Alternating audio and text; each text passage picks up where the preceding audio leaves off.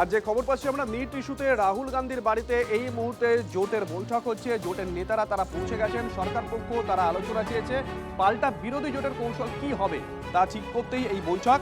রাহুলের বাড়িতে বৈঠকের পর রাজঘাটে যাবেন বিরোধী নেতারা। কারা কারা আছেন জ্যোতির্ময়? দেখো, এখনো পর্যন্ত যে খবর আমরা পাচ্ছি যে সমস্ত সংসদীয় দলের নেতারা উপস্থিত আছেন এবং অন্যান্য গুরুত্বপূর্ণ বিরোধী সাংসদরা উপস্থিত আছেন এবং রাহুল গান্ধীর বাসভবন থেকে তারা মার্চ করে এগোবেন। অর্থাৎ আজকেই এই মুহূর্তে তারা একটি কর্মসূচি নিতে পারেন, তারা মার্চ করে প্রধানমন্ত্রীর বাসভবনের দিকে যেতে পারেন বলে সম্ভাবনা আমরা খবর পাচ্ছি। দ্বিতীয়ত যে বিষয়টি গুরুত্বপূর্ণ তা হচ্ছে যে প্রধানমন্ত্রীর বাসভবনে ইতিমধ্যেই রাহুল গান্ধী তিনি অবস্থান করেছেন, তাকে সেখান থেকে সরিয়ে দেওয়া হয়েছে। এর পাশাপাশি আগামীকাল রাজঘাটে তারা বসতে পারেন বলেও আমরা খবর পাচ্ছি। রাজঘাটে গিয়ে সরাসরিভাবে তারা প্রতিবাদ জানাবেন। স্বাভাবিকভাবেই দিল্লির পরিস্থিতি আবারও যে বড়সড়ভাবে উত্তপ্ত হতে চলেছে সেই ইঙ্গিত স্পষ্ট। दोनों तरफ बैरिकेड है राहुल সঙ্গে থাকো জ্যোতির্ময়। राहुल जी दोनों तरफ आपके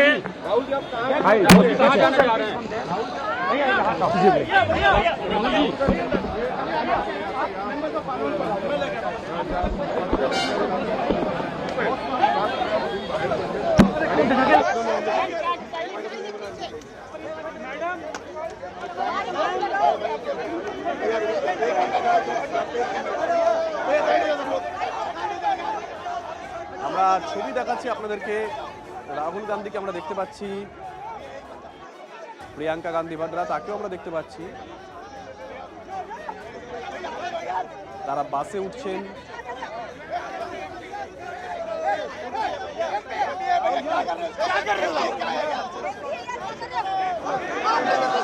দেখাচ্ছি আপনাদেরকে এক্সক্লুসিভ।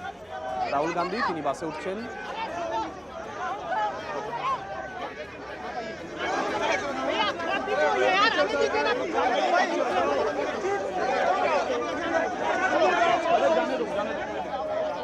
যাবো জ্যোতির্ময়ের কাছে। জ্যোতির্ময়, সামগ্রিকভাবে এবার তাহলে জোট এই ইস্যুটাকে ধরার চেষ্টা করছে, তাই তো? একদমই। দেখো, এই বিষয়টি পুরোপুরিভাবে স্পষ্ট যে এই সুযোগকে কোনোভাবেই বিরোধী সাংসদরা তারা ছাড়বেন না এবং সেই কারণেই রাহুল গান্ধীর বাসভবন থেকে এই মুহূর্তে নতুন করে মার্চ শুরু হচ্ছে এবং যে ছবি আমাদের কাছে আসছে তাতে তারা গান্ধী স্মৃতি পর্যন্ত মার্চ করতে পারেন এবং পুলিশ তাদের আবারও যে আটকাবে, অর্থাৎ নতুন করে কোনো ধর্ণা অবস্থান পুলিশ এক্ষেত্রে অ্যালাউ করবে না। তার কারণ বিরোধী দলনেতা রাহুল গান্ধীকে যখন প্রধানমন্ত্রীর বাসভবন থেকে পুলিশ টেনে হিঁচড়ে সরিয়ে নিয়ে যাচ্ছে, সেই সময়তে বিভিন্ন রাজ্যে দিল্লির বাইরে থেকেও কংগ্রেস কর্মী সমর্থকরা তারা সেন্ট্রাল দিল্লির দিকে ঢোকার চেষ্টা করেছে। বিশেষত হরিয়ানা, উত্তরপ্রদেশ, রাজস্থান বিভিন্ন জায়গা থেকে কংগ্রেস তারা তাদের কর্মীদের মোবিলাইজ করে দিল্লির অভিমুখে পাঠানোর চেষ্টা করেছে। একদিকে যখন ককরোচ জনতা পার্টির অর্থাৎ যুব সমাজের এই বিক্ষোভ চলছে, তার পাশাপাশি যদি রাজনৈতিক আন্দোলন শুরু হয় তাহলে দিল্লি পুলিশের কাছে নতুন করে আরো বড় চ্যালেঞ্জ তৈরি হবে আইন শৃঙ্খলা পরিস্থিতি ঠিক রাখা। এবং এই মুহূর্তে যে চেষ্টাটা চলছে, বড় ভূমিকা নেওয়ার চেষ্টা করছেন অখিলেশ যাদব, কারণ সামনে উত্তরপ্রদেশের ভোট রয়েছে। যদি অখিলেশ যাদব, এর আগের দিনও আমরা যে ছবি দেখেছি যে তাকে যদি কোনো পুলিশি হেনস্থার মুখে পড়তে হয় তাহলে উত্তরপ্রদেশের সমাজবাদী পার্টির কাছে, কর্মীদের কাছে সেটা বড় সেন্টিমেন্ট হয়ে দাঁড়াবে। স্বাভাবিকভাবেই বিশেষত উত্তর ভারতের রাজনৈতিক দলগুলি, বিরোধী দলগুলি তারা অত্যন্ত তৎপর এই ইস্যুকে রাজনৈতিক হাতিয়ার হিসেবে ব্যবহার করতে। সঙ্গে থাকো, আমরা আপনাদেরকে সেই ছবি দেখাচ্ছি। জ্যোতির্ময় যে কথা বলছিল, বৈঠকের পরেই আজকে তারা কর্মসূচি নিতে পারে এবং আগামীকালও তাদের একটা কর্মসূচি রয়েছে। এখনো পর্যন্ত সোর্স এই কথাই বলছে।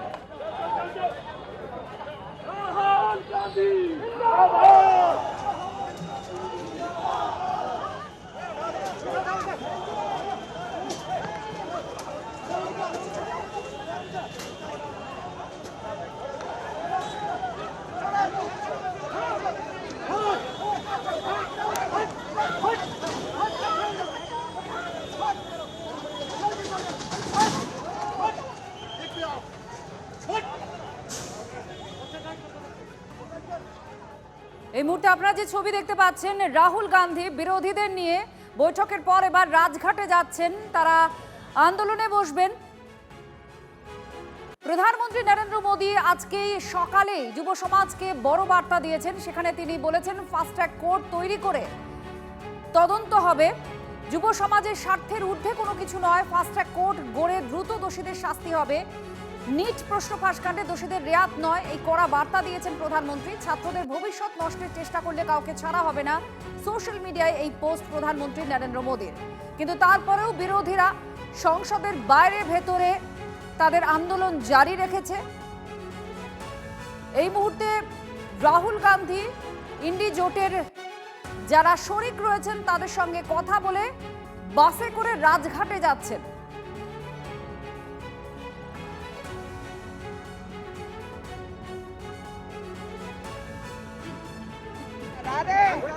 हमारे इसमें डर नहीं है।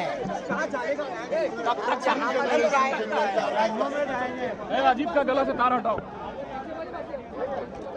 নিট প্রশ্ন Yes, ফাঁসকাণ্ডে 30th January. Going to set that. We are going to be there because this government is going to crack down on the students. How many days? Yeah, we are going to be there now. Let us see that. Let us see that.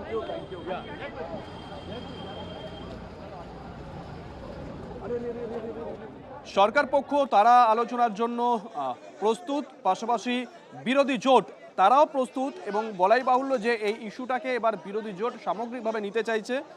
নিটের প্রশ্ন ফাঁসকাণ্ডে তোলপাড়, দফায় দফায় মুলতবি হচ্ছে সংসদের অধিবেশন। আন্দোলনকারীদের সঙ্গে আলোচনায় রাজি আছে সরকার, যে কথা আগেও বললাম। সংসদে কবে কতক্ষণ আলোচনা তা বিরোধীরা ঠিক করবেন, একথা বলেও সংসদের অধিবেশন অচল করায় বিরোধীদের তোপ। কোনো আগাম শর্ত মানা হবে না বলেও জানিয়েছেন তিনি। এদিকে আন্দোলনকারীদের পাশে থাকার বার্তা দিয়ে কেন্দ্রীয় শিক্ষামন্ত্রীর ইস্তফার দাবিতে অনড় বিরোধীরা। কেন্দ্র আন্দোলনকে বিভ্রান্ত করতে চাইছে পাল্টা কংগ্রেস।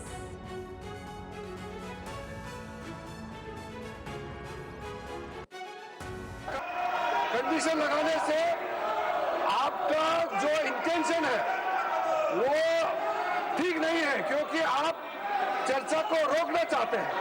अब चर्चा का बात करके फिर कंडीशन लगा के फिर चर्चा को आप बाधित कर रहे हैं।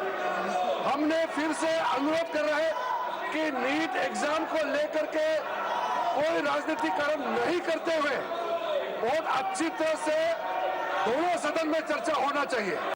शिक्षा मंत्री धर्मेंद्र प्रधान को इस्तीफा देना ही होगा। अगर वो इस्तीफा नहीं देंगे तो हम चर्चा नहीं करेंगे, ये साफ है। प्रधानमंत्री मंत्री प्रधान को क्यों बचा रहे हैं? धर्मेंद्र प्रधान के अंदर क्या इतनी खास बात है कि वो इस्तीफा नहीं देंगे? क्यों नहीं देंगे?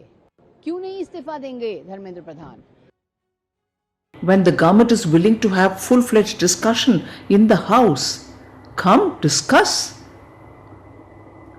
Actually, using NEET, using young minds, young students, Congress party is doing what they are notorious for. Disruption of House, no discussion in the House because the truth will come out, and the action taken by government will all have to come out in the discussion. So they have no cause for further agitation. They don't want that. सरकार बिल्कुल चर्चा को तैयार नहीं है। सरकार सारे देश को गुमराह कर रही है।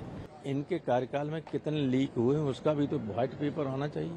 कितने लोगों के खिलाफ कार्रवाई हुई, कितने दंडित हुए, कितने जेल गए, किनकी सजाएं हुई, हुआ कोई? Nothing has been done so far. आप सत्ता में बैठे हुए हैं, आपसे जनता जवाब चाह रही है। डेमोक्रेसी में हम जनता के प्रति उत्तरदायी है, जनता के प्रति, और जनता मांग रही है। ये बच्चे कोई किराए पे लाया है? ये तो अपना किराया खर्च करके अपने तरीके से आए हुए हैं। किसी के प्रचार तो माध्यम से नहीं आए, अपनी बात कहने आए। कोई लड़ने आता है, ये लड़के लड़ने आए। गधों को इतिहास याद है तो याद करेंगे। अरे हम जहाँ भी जाए यार, देश हमारा है। ये कायर अपने बैठ के पुलिस को बुला के हमें डरा रहे, हमारे इसमें डर नहीं है। আর এই মুহূর্তে কংগ্রেস সহ ইন্ডিয়া জোটের বাকি সদস্যরা সবাই মিলে রাজঘাটের উদ্দেশ্যে রওনা দিয়েছেন। একটি বাস আপনারা দেখতে পাচ্ছেন, এই বাসে করেই নিয়ে যাওয়া হচ্ছে। রাজঘাটে যাবেন। আর অপরদিকে দেখুন পুলিশ কিভাবে গার্ড রেল দিয়ে পথ আটকে রেখেছে। এই মুহূর্তে রাজধানীর একেবারে উত্তপ্ত পরিস্থিতি রয়েছে আজ ফের, কারণ বিরোধীরা এবার একজোট হয়ে আসরে নেমেছে। যদিও সরকারের তরফ থেকে স্বয়ং প্রধানমন্ত্রী তিনি বলেছেন ফাস্ট ট্র্যাক আদালতে এর বিচার হবে। मार्ग वहाँ जा रहा है। सर यहाँ पर बैरिकेड लगा दिए गए हैं। हाँ, वो तो 3-4 बसें तो आपकी, 3 बसें, 6 बसें तो पुलिस की, सीआरपीएफ की और आरएफ की खड़ी हुई है। हाँ, तो डर के मारे बैरिकेड लगाए, लेकिन सब जा रहे हैं वहाँ 30 जनवरी मार्ग गांधी जी के जहाँ रहते थे। सर क्या कहेंगे? क्या हम कोई झगड़ा करने नहीं जा रहे, सद्बुद्धि ले। देश के अंदर जो हालात चल रहे हैं, जो क्राइसिस चल रहे हैं, उनके बारे में कुछ सोचे देश के नेता। জ্যোতির্ময় কর্মকার আমাদের সঙ্গে রয়েছেন, আমাদের প্রতিনিধি। জ্যোতির্ময়, এই মুহূর্তে তারা যেখানে যাচ্ছেন তাদেরকে আটকানো হচ্ছে, এটা বিরোধীরা বলছেন, কি বন্দোবস্ত রয়েছে? দেখো, বাস করা হয়েছে দুটি, সেই দুটি বাসে করে বিরোধীদের যাওয়ার কথা। তারা যাবেন 30 জানুয়ারি মার্গ। 30 জানুয়ারি মার্গ, সেখানে গান্ধী স্মৃতি রয়েছে, এই গান্ধী স্মৃতিতে তারা অবস্থান করবেন। প্রাথমিকভাবে খবর এসেছিল তারা রাজঘাট যাচ্ছেন, কিন্তু তারা রাজঘাটে যাচ্ছেন না, তারা যাচ্ছেন 30 জানুয়ারি মার্গ গান্ধী স্মৃতিতে। সেখানে বসে তাদের ধর্ণা অবস্থান শুরু করার কথা। এবং क्योंकि हम यहाँ पर देख सकते हैं कि तमाम जो नेता हैं वो बस में बैठ गए हैं। हम आपको यहाँ पर राहुल गांधी बैठे हुए हैं, सबसे आगे की सीट पर राहुल गांधी यहाँ पर मौजूद हैं। उनके साथ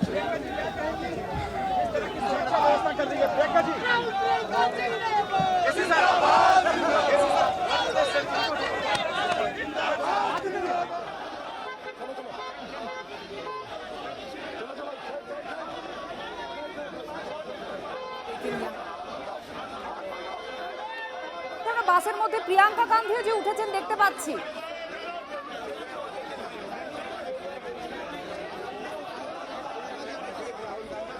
জ্যোতির্ময়, তারা বলছেন বারবার বিরোধীরা যে বাধা দেওয়া হচ্ছে, পুলিশ ব্যারিকেড করে রেখেছে, কি অবস্থা এখন? দেখো, সেন্ট্রাল দিল্লির এই জায়গাগুলোতে ভারতীয় ন্যায় সংহিতা অনুযায়ী এই মুহূর্তে নিষেধাজ্ঞা জারি করা রয়েছে এবং কোথাও জমায়েতের অনুমতি পুলিশ দিচ্ছে না।